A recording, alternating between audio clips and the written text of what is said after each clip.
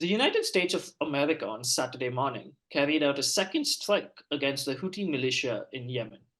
This escalation comes as Houthis, a militia group in control of northern Yemen and its capital in Sana'a, has been attacking commercial ships passing through the Red Sea, specifically through the Bab el Mandeb Strait, with at its peak width is only about 29 kilometers wide. These attacks by the Houthis over the last few months has seen multiple costs soaring in the large scale shipping industry, with companies choosing to go to the longer route to the south of the African continent rather than use the much shorter route in the Suez Canal due to the tensions in the Red Sea. The reason the Houthis state for carrying out these strikes on commercial shipping is that they're showing solidarity to the people in Gaza and basically saying that as long as Israel continues its bombardment in its conflict against Hamas, the Houthis will continue attacking commercial ships. To sort of decode the situation, especially as the United States and its erstwhile ally, the United Kingdom, has been carrying out these attacks on Friday and Saturday, we have with us today Simone Ledeen, a senior fellow at the Strauss Center at the University of Texas and a former Deputy Assistant Secretary of Defense for Middle East Policy. Welcome, ma'am, to ThePrint. Thank you very much. I'm pleased to be here. So to get straight into the conversation, as I said, right, the US and its ally, the United Kingdom, launched strikes on Friday and now Saturday morning across 30 targets in Yemen uh, in its effort to sort of tell the Houthis to back off from attacking commercial shipping in the Red Sea, right? I just want to understand if you could sort of break it down. What is the goal here? Uh, what is the thinking within the US administration in carrying out these kind of strikes? Well, thank you very much. Thanks very much for the question and for painting a little bit of the picture. I think it's important to take a step back and understand the context in which all this is taking place. So first and foremost, it's important to know that the Houthis are an Iranian satellite. So they are funded and equipped and trained by the Iranian regime. Iran has several such militias in the region, including Hamas, including Hezbollah, and they all play a different role. So just to give you a bit of a background, there's also Iranian-backed militias in Iraq, in Syria. So they've really people like to compare them to the octopus. The Iranian regime is an octopus with many different legs, the Houthis being just one of them. So in that context, the Houthis are not, in my opinion, acting independently. This conflict, this expanding regional conflict, is actually being controlled and directed by the Iranian regime itself. Of course, the Houthis have their own goals, which are run in parallel to the Iranian regime. I think I just need to point out the slogan of the Houthis, which you can find on their flag. God is the greatest, death to America, death to Israel, a curse upon the Jews, and victory to Islam. So this is their motto. This is their slogan. This is what they declare to the world that they are all about. So again, in that context, it's important to understand that as we examine what is happening today in the Red Sea. I know for a lot of folks who are watching this, who perhaps hadn't been paying attention to the Middle East prior to October 7th, understandable. Most people wanted to move on. We're very tired of conflict in that region. But the Houthis have actually been attacking global shipping on and off for decades, for at least a decade. And so, not to this degree, certainly, but there have been sort of what I would call acts of piracy, but they've become much more powerful because they've gotten a lot more equipment and much better training. And so they have successfully disrupted global shipping in the Red Sea. There are still commercial ships that are transiting through the Red Sea, but much, I think it's less than 50%. And the majority of them are being escorted, or they're Chinese ships, which are not under threat, have not been attacked. We can talk about that if you like, but I think all of that context is important to understand how we arrived in this situation. So when Hamas attacked Israel on October 7th, it wasn't just Hamas and the Palestinians that support Hamas and other members of the global community who support Hamas and supported Hamas's terrorist actions that day, who have been rallying to become part of this effort, and indeed likely have been directed by the Iranian regime to put additional pressure on Israel and on its closest ally, the United States. So in that regard, that's what they've been doing. And as they initiated attacks, so far, those attacks have, in my opinion, achieved their goals, which is to upend global shipping. As you noted, the majority of these commercial ships are now transiting the Horn of Africa, which adds 14 to 15 additional days to every journey. And the insurance costs have skyrocketed, unsurprisingly. And so they so far have achieved, in my opinion, achieved their goals, and I do not believe that they're dissuaded. If you know anything about the Houthis, this is actually their dream scenario. They want to be noticed and by the United States. They want to be fought and attacked by the United States. Of course, it's important to note that we in the UK are responding defensively. We have been attacked multiple times, and they attacked unarmed ships as well. And so it is our legal right to defend ourselves, and indeed we must. And that is the situation in which we find ourselves today. Right. And I understand two things from that. I just want to sort of add my next question, sort of to move this conversation a bit forward, is that you say that the US and the UK have a legal right to defend themselves, but the joint statement that was made yesterday on Friday rather said that we want de-escalation. And even after the attacks on Saturday, I think a White House spokesperson, John Kirby, said, in a statement that we're not interested in a war with Yemen. We're not interested in conflict of any kind.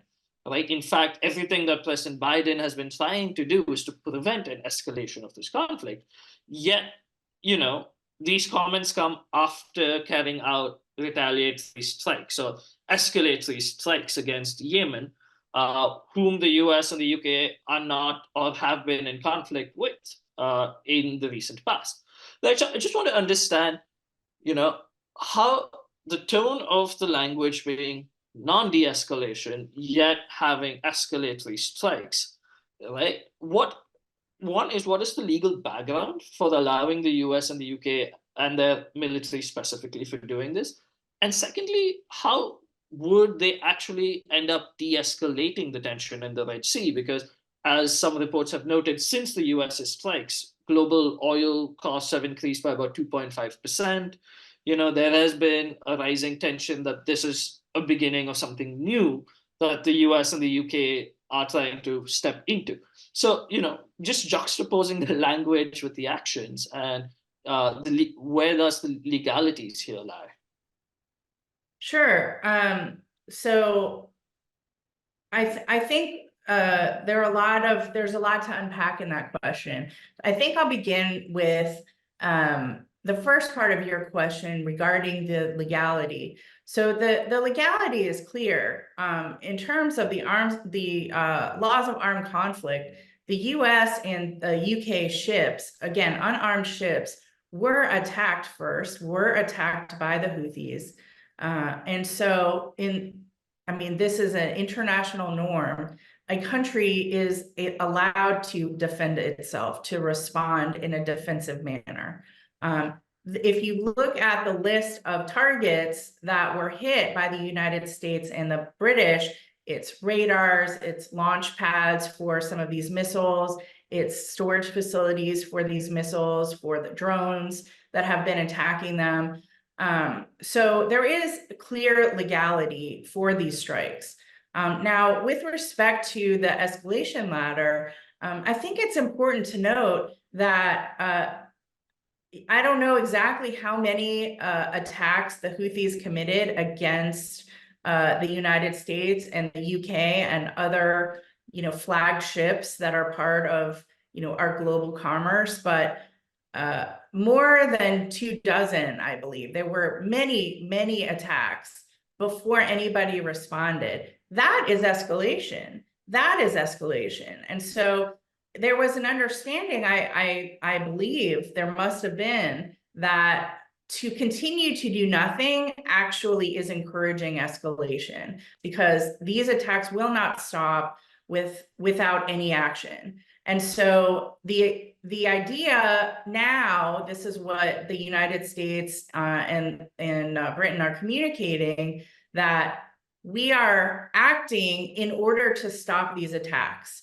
And what their messaging is, if you, the Houthis, stop attacking us, stop attacking global shipping, this is over. We have no desire to take this any further than we already have.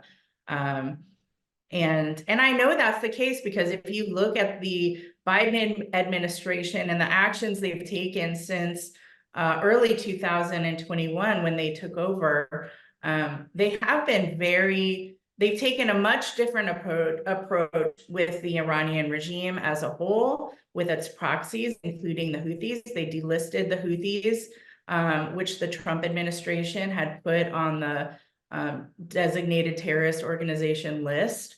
So they throughout have been messaging, both privately and publicly, we don't want a conflict.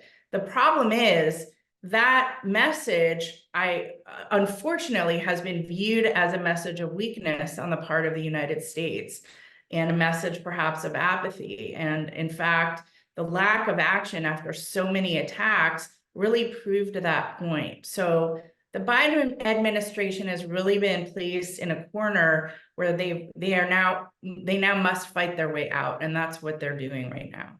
Right, and I just want to pull out something from what you said, actually, to the answer of my first question. And you said that the Houthis want to be noticed by the US, right? They want this conflict. They've been pushing for this conflict. And now the Biden administration, like you said, have been backed into a corner where their only answer is to fight their way out, right? How then? I mean, given your experience, long experience working in the US administrations, how did this situation arrive, right? Because the Houthis want this. So at the end of the day, it seems like it's a no-win situation for the US, the UK, and in general, the Western powers, because both these countries symbolize the West. So in this no-win situation, how did we arrive here? Right? And what is the context with which the US and the UK have found themselves pushed to this corner? Well, great question. I think there's several reasons that we today find ourselves in this situation. I think I delicately mentioned a couple of them, but I'll speak a little bit more directly.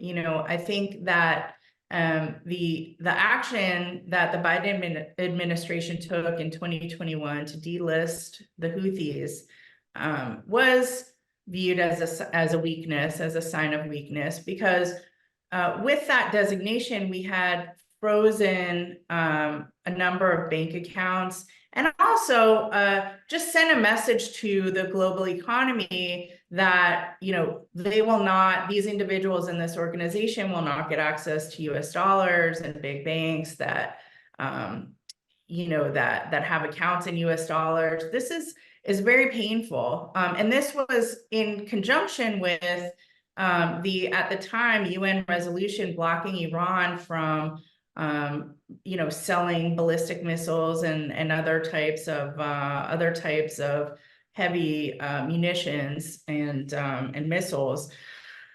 So now we're in a situation where that resolution no longer exists. It was allowed to expire. So Iran is now, the regime is now legally, selling drones, selling missiles, moving all of these things around, not in violation of anything. And the Houthis have had access to, global funds. So there was a lot of leverage that the administration could have used, and it just gave it away. And I believe that that was taken as a clear sign of weakness on the part of the United States. So that was one thing. But I think it's bigger than that. The Iranian regime, again, has been using its proxies against us and against our ally Israel in so many different ways over the years. If we go back to the Iraq War, there were Iranian-backed militias that were involved in killing American troops. That's been documented. Now, Iraq, you could argue, is effectively an Iranian satellite, which has been a goal of the Iranian regime for many years.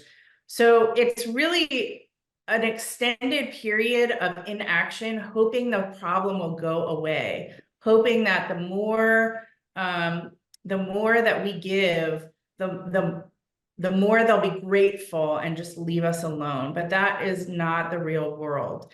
And that is not the world, unfortunately, that we live in. And we are seeing now that, in fact, no one was grateful. And in fact, they feel emboldened. They felt emboldened. Again, both the regime and the Houthis in particular at this moment have felt emboldened to act.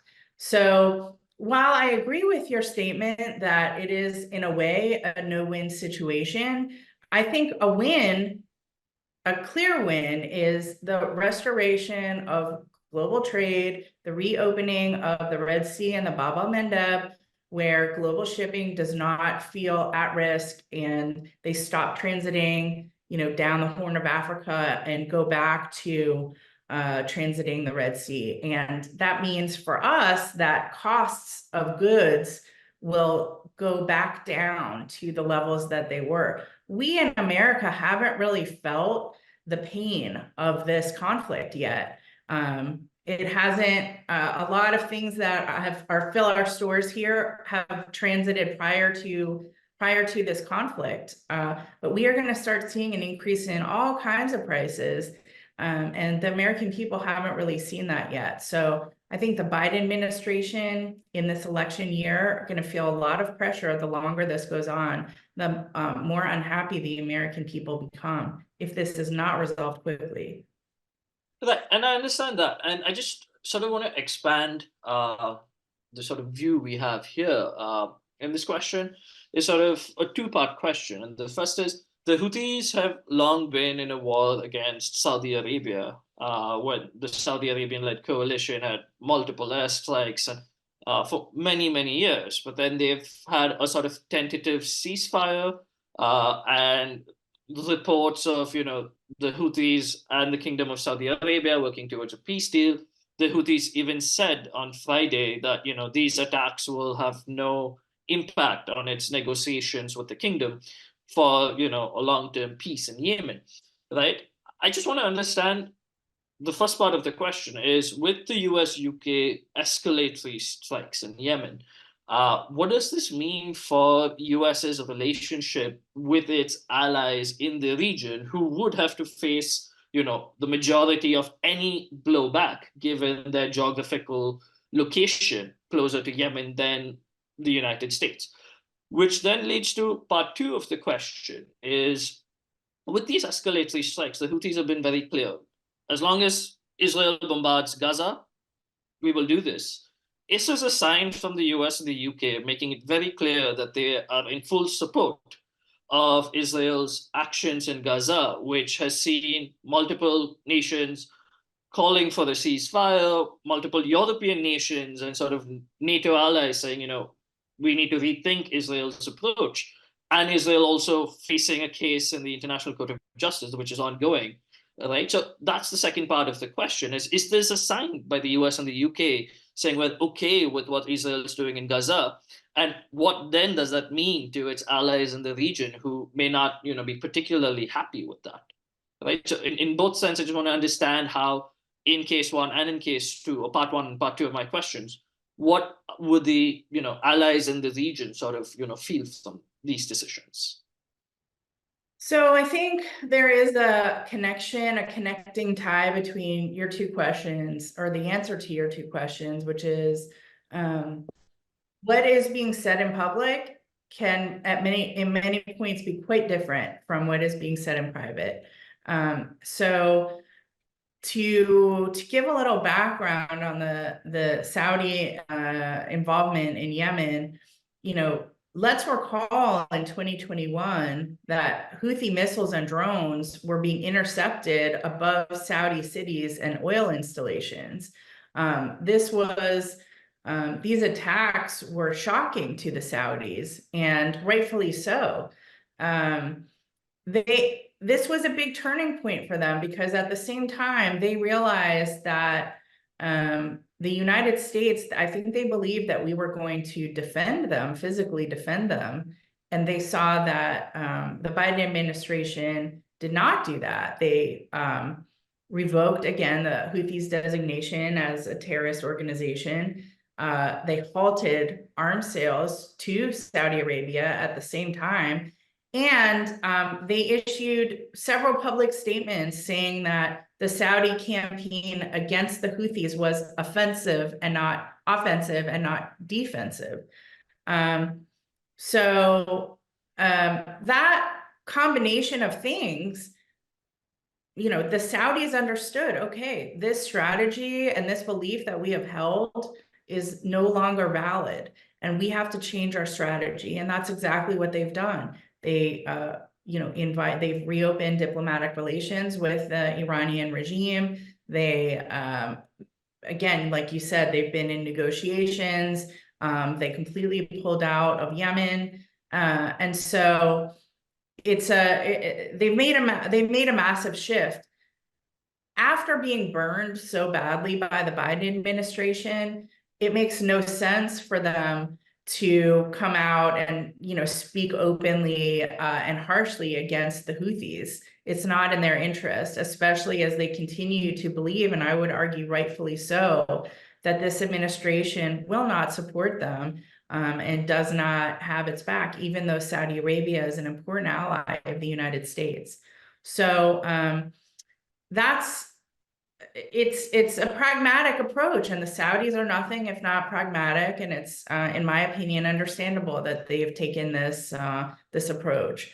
Now, with respect to the message that the United States and Britain are sending, yes, they are fully behind Israel. They fully support Israel's right to defend itself after horrendous, monstrous, barbaric attacks against their civilian population, women, children, the elderly.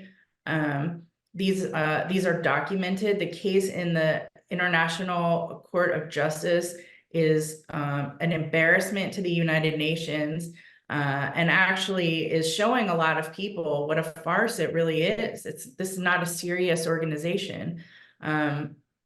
The Israelis yesterday laid out an incredibly strong case as to why this case that was brought by the South Africans was such a joke. And I really find it personally sad that we, as a civilization, are having to argue these things. It's you want to believe humanity has moved forward in some way, and this actually has been very discouraging.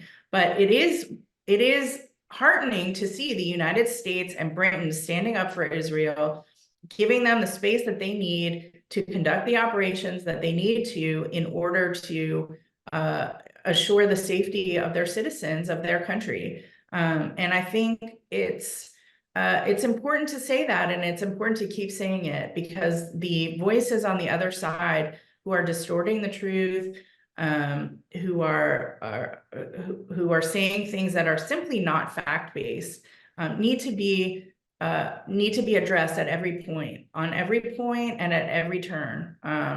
And so I applaud the Israelis for their case that they laid out yesterday. I thought it was very strong. And the United States and Britain will continue. It looks like they're really putting their muscle behind their words, and are supporting Israel, however possible. Now, it's clear that this is all very public. In private, there are some discussions about, hey, this is a little much. My opinion is that, we do have leverage there. Obviously, we're such a close partner of Israel. We give them a lot, they give us a lot. So it's normal for countries to have those kinds of discussions. But I think it's important that those conversations are kept behind closed doors, and there is a united front publicly. And I think that, and I hope that we'll continue to see that, especially as they work out next steps for Gaza. What happens to the civilian population of Gaza? How can they best be taken care of, given that a lot of other countries in the region don't want to take Gazan refugees because they believe the whole population is radicalized, and they're concerned about bringing potentially radicalized population into their own countries. So it will be interesting to see what happens next in that regard. Right. And this is my final question, and it's again something which you had mentioned earlier. And it's with regards to Chinese shipping. You mentioned that the Chinese shipping, commercial shipping, has not been affected by the Houthi attacks. And there is context to this, with China being one of the biggest movers in the Middle East for the Iranian-Saudi reconciliation that we saw earlier last year. President Xi had a state visit to Riyadh, a very successful state visit, many would say, last year as well. So, I just wanted to understand, and for the benefit of the viewers, how has China been able to position itself, as you said, to sort of, have its ships go through the Suez and the Red Sea without fear of a Houthi attack?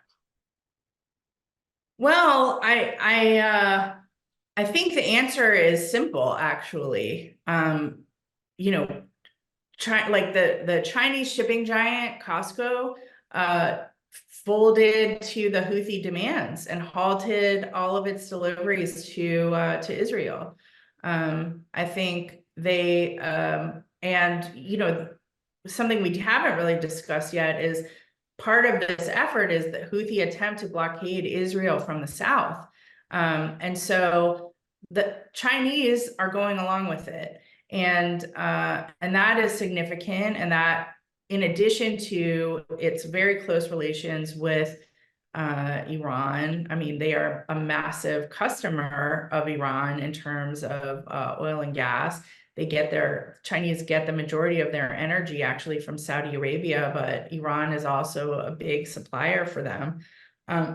So it makes sense that that Chinese flagged ships are off limits. And we've seen that play out over the last, I guess, few months now, since this whole conflict started. So it's very clear. In a way, it's clarifying a lot of things, because I think China, they resisted taking a side on many of these issues for as long as possible. But I think the gray areas are fading a bit, and things are much more black and white now. And you can see countries are lining up on one side or the other, which, if you're a student of history, is not a happy occasion. But you can see clearly, who's taking which side, and the Chinese have clearly taken a side, and for now it's working out for them. Right, yes. And so that was my final question. And thank you so much, ma'am, for joining us for this interesting discussion that has no right answer, I think, at this moment, and one that everyone is trying to understand, because the US UK escalatory strikes have had, a larger impact, and people, especially from this part of Asia, have been questioning the motivation behind this, given that for almost 23 years, we've seen the US some way or form involved in the Middle East, be it its war on terror that began in 2001, or the war in Iraq at some point in 2003. Right, and now people, looking up at Yemen. So it's a important conversation to be had to understand, the thinking in Washington D.C., the calculations that DC is looking at, and I think the way you sort of contextualize this as the Biden administration pushing itself into a corner is something that I think is, for me, something new to sort of understand, that this is the way people are looking at it. And I thank you again for joining us with ThePrint, and I hope you had a good day. Thank you very much. It's my pleasure. Thank you for having me. Thank you, ma'am.